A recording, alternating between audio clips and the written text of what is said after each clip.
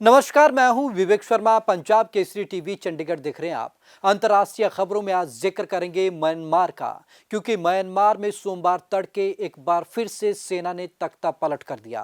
तकरीबन 10 साल तक यहां पर लोकतंत्र को अपनाया गया, लेकिन सोमवार तड़के ही सेना ने तख्ता पलट कर दिया और 1 साल के लिए देश में इमरजेंसी लगा दी गई है।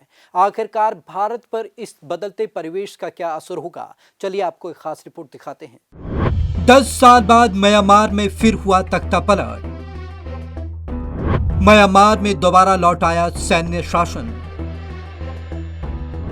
सेना ने 1 साल के लिए इमरजेंसी लगाई। स्टेट काउंसलर आंग सान सू की और राष्ट्रपति हिरासत में।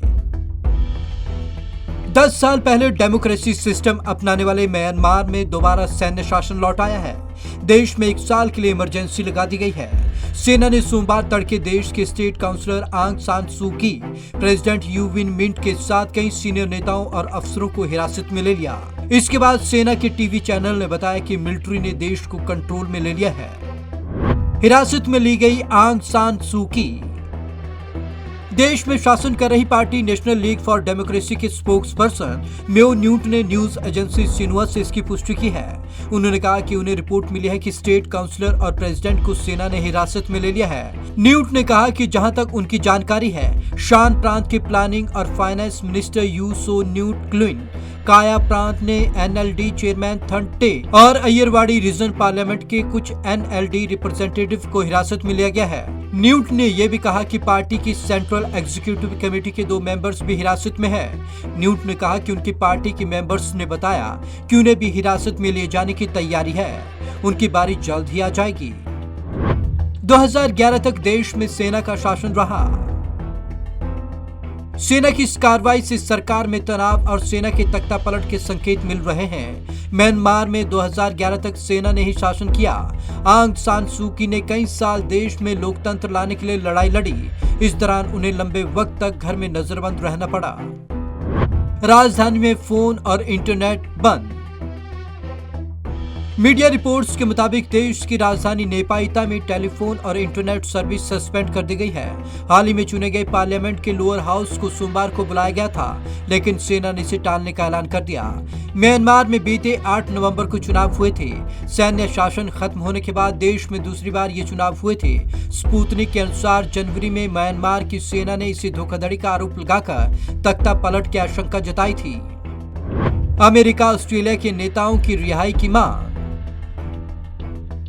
उधर व्हाइट हाउस के स्पोक्स पर्सन जेन साकी ने कहा कि म्यांमार में सेना के कदम के बारे में प्रेसिडेंट जो बाइडेन को ब्रीफ किया गया है। इस मसले पर अमेरिका रीजनल पार्टनर से कांटेक्ट में है। हम म्यांमार में लोकतंत्र का समर्थन करते हैं। वहीं ऑस्ट्रेलिया ने भी म्यांमार में बने हालात पर गहरी चिंता जताई।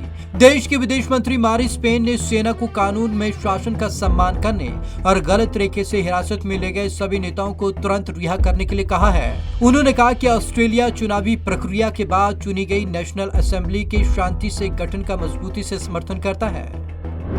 भारत का पड़ोसी और करीबी देश है म्यांमार। भारत और म्यांमार दोनों पड़ोसी हैं। दोनों के संबंध काफी पुराने हैं। पड़ोसी देश होने के कारण भारत के लिए म्यांमार का आर्थिक, राजनीतिक और रणनीतिक महत्व भी है। भारत और म्यांमार की 1600 किलोमीटर से ज्यादा लंबी सीमा मिलती है। बंगाल की खाड़ी में समुद्री सीमा में भी दोनों देश जुड़े हैं। अरुणाचल प्रदेश, मिजोरम, मणिपुर और नागालैंड की सीमा म्यांमार से सटी है। इन प्रदेशों में अलगाववाद और घुसपैठ रोकने के लिए भारत के लिए म्यांमार का साथ होना बहुत जरूरी है। तख्ता पलट का भारत पर असर। म्यांमार में 22 साल रही फौज सरकार भी भारत के साथ संबंध बिगाड़ने के पक्ष में नहीं रही। हालांकि भारत म्यांमार में लोकतंत्र का सपोर्ट करता है, इसलिए म्यांमार की सेना के चीन की ओर झुकाव का अंदेशा है। ऐसी खबरें आती रही हैं कि चीन म्यांमार के विद्रोहियों को हथियार देकर उन्हें भारत के खिलाफ उकसा रहा है। ऐसा करके यह पूर्वोत्तर के राज्यों में अशांति फैलाना चाहता है। नीदरलैंड के एम्स्टर्डम आधारित think tank European foundation for south Asian studies यानी कि EFSAS ने अपनी रिपोर्ट में ये दावा किया था। म्यांमार में आतंकवादी समूहों को ट्रेनिंग दे रही ISI। वही जर्मन समाचार एजेंसी DW की रिपोर्ट के मुताबिक पाकिस्तान की खुफिया एजेंसी ISI म्यांमार में आतंकी समूहों को ट्रेनिंग दे रही है। इसका मकसद सीमा पार आतंकवाद को बढ़ावा देकर देश को अस्थिर करना है। साउथ एशिया डेमोक्रेटिक फोरम के एनालिस्ट सिगफ्रीड ओ वुल्फ ने यह जानकारी दी है। चीन और पाकिस्तान का म्यांमार में यह गठजोड़ भारत के लिए बड़ा खतरा बन सकता है। Bureau report, Punjab Kesari TV, Chandigarh. Myanmar का भारत के साथ होना बेहद लाजमी है। अगर म्यांमार भारत के साथ नहीं होता है तो वो चीन और पाकिस्तान को समर्थन कर सकता है, जैसी कि खबरें भी आ रही हैं कि ISI वहां पर अपने आतंकवादी कैंप चला रहा है, जो भारत के लिए गंभीर चिंता का विषय है। तो आज की इस खास रिपोर्ट में बस इतना ही। विवेक शर्मा को दीजिए इजाजत। नमस्कार।